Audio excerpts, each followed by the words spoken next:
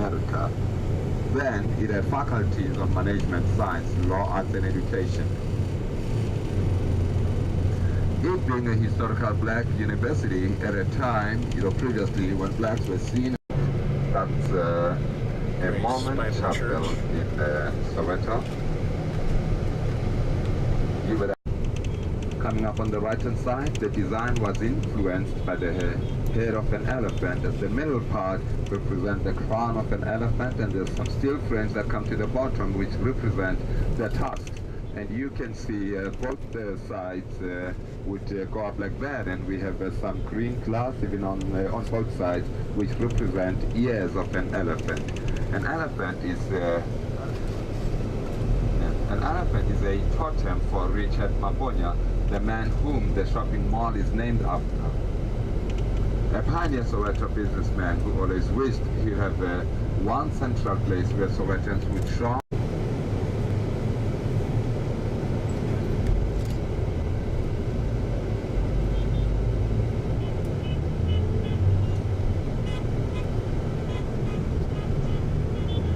Inside we see murals on the wall as part of the AIDS awareness program. That is, HIV/AIDS is one of the biggest challenges we have, and I'd say thanks to the independent nature of the South African community, because we have prolonging drugs from the government. What we see on the left-hand side, the poorest of the poor, no one is below this. Because at one time we had in South Africa blacks being divided into different tribal groups, with each group keeping its own small little piece of land, which would represented the land of opportunities. They came here with the hope of improving their quality of life. So when they get here, just some huge open land, and they just grab a little better, things that it will improve, because Soweto may not be used as a barometer for the state of the townships in this South Africa. Soweto is way developed compared to other townships. The system in removing the previous government, Soweto was the most influential and the most active.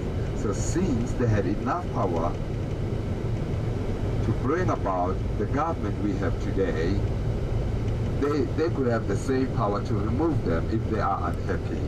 So with the government knowing that other townships may be less influential than Soweto, so rather keep Sowetans happy in some way.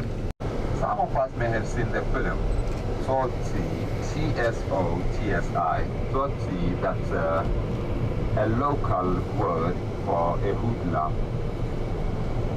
So this is where the film was shot. 5 years ago it won an Oscar for the best foreign language in the world. Going to be politically correct. We don't use civil servants anymore because they are not servants, and not all of them are civil either.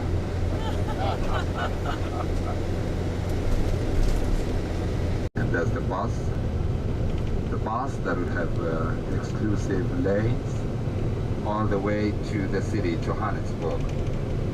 They become popular. The taxi operators are not happy with that, but people are tired of the taxi. Them as elephant houses because of the shape of the roof, and each house would have 3 different gates, meaning 3 different families. Concrete from foundation to the roof means the houses would be nice and very warm during the summer, and nice and very cool during the winter.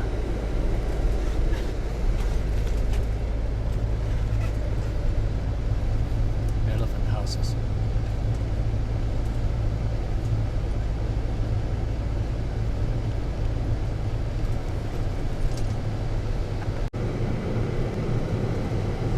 The street is extremely narrow.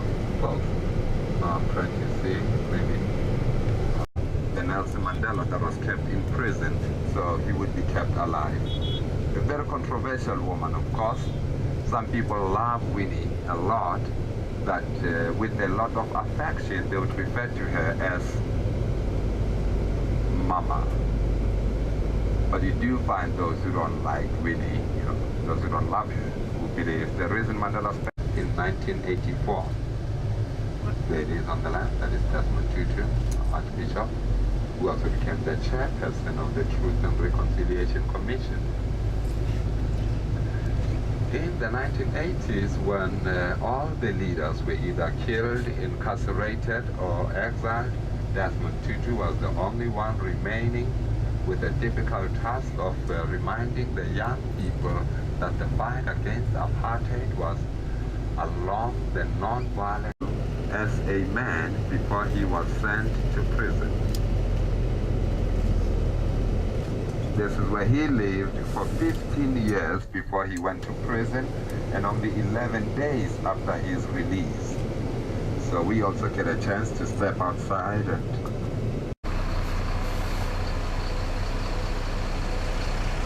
for workers who wanted to be near town. So before Mandela came to live here, he lived in Orlando East in a small house compared to this one. So his first wife, Evelyn Manse, she was a nurse. She was working for the City Council of Johannesburg. So all the people who were working for the City Council of Johannesburg were entitled to a house. So that's how Mandela moved from Orlando East, and he came to live here. He came together with his first wife, Evelyn, and their first son, Madiba Tembekile. In 1956, Mandela and Evelyn separated because Evelyn was a Christian. She didn't believe in politics, and she couldn't stand the harassment from the police when they come to look for Mandela in the house. So they ended up deciding that a life for a politician and a Christian couldn't mix. House, we call these houses matchbox houses because of the size and the design of the house. So from here where I'm standing to this side, it was a living room, and then to this side it's a kitchen. So there was a partition here, the partition to divide the two rooms. The partition was later replaced by a brick wall that served as a bulletproof. When the police started shooting from the street, they had to come and hide behind the wall here. So I'll show you the bullet marks when we go outside. And then this is the last picture that Mandela took before he went to exile. So the children's bedroom. I never saw it with my own eyes. But so the sofa that we see here, the sofa, Mandela used it during his stay for 11 days in the house. So most of the times when he comes to visit the house, he sits right here. And then he came to visit on Thursday. And then this from Chile, it was given to Mandela by the Chilean president as a gift. This money is donated by visitors when they come to visit the site. This is a picture of Nelson Mandela's mother, Nosegeni. She was the third wife from Nelson Mandela's father. He had 4 wives at the same time. And the furniture that you see here, this is the original furniture. As you can see here, 33 years ago, Winnie Mandela was using this furniture, sitting somewhere here. And then when the house burned down, Winnie Mandela had already donated this furniture to the Gumbi family, to their neighbors, so that's how the furniture survived fire. Specifically built for workers, not for children. Children were not allowed to stay with their parents here. Children were supposed to stay in their native homelands in the rural areas and taken care by their grandparents. So when they want to come and visit their parents here, the parents have to go to the Western Administrative Board to apply for a permit, and the permit will state exactly when are they arriving and when are they leaving. So the rubbish bin list that we see. upon completion they would be sent to the townships. And it was their responsibility to deliver freedom, hence the song, Freedom in Our Lifetime. And there was the poor white youth who felt it was their responsibility. Respect, unfortunately, we ended up here, which is not unique to South Africa, of course, because I think it's pretty much how we always end up in a mess universally. Or we could have a group photograph, and anyone that likes it would take it. Anyone that doesn't like it, you didn't have to worry about it. Yeah, at the Avalon Cemetery where Hector Peterson is buried alongside the boys and girls that were killed on that. In the country, so there's see a huge badge, the skull and crossbones, that is for Orlando Pirates, since it is a team that is based in this Orlando.